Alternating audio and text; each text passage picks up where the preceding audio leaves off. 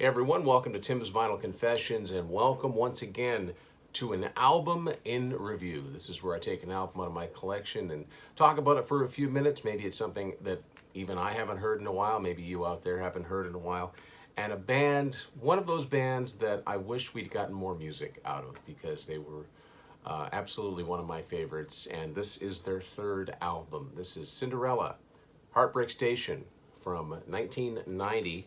Released on Mercury, and yeah, this was the follow-up to Night Songs and Long Cold Winter. Both were very successful albums, and this album did go platinum, but it didn't sell quite as well as the first two.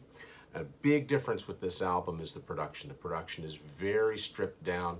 You know, a lot of people will talk about the excesses of the 80s, 80s rock, but some artists were kind of seeing the sea change that was coming.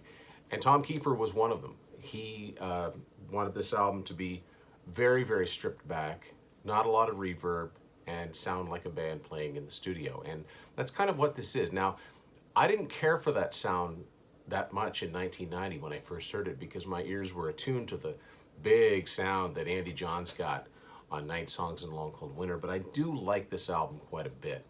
I don't like it quite as much as the first two, and I don't even think I like it as much as the one that came after it, but it's still got some great songs on it.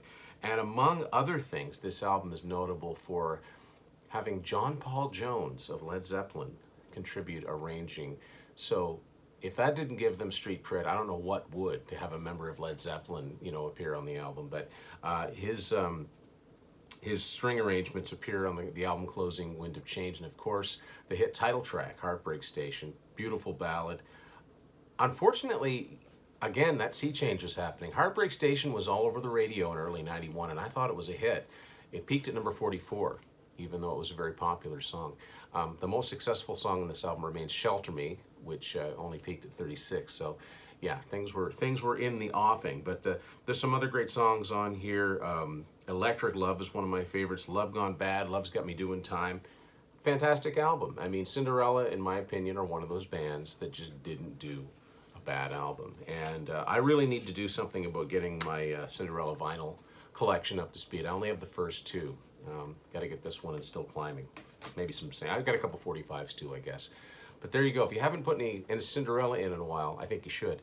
And maybe we'll get another solo album out of Tom Kiefer. His first two solo albums are both really good, and that's about the closest we're ever going to get to new Cinderella music. So that's Cinderella's Heartbreak Station from 1990. Today's an album in review. Go listen to it.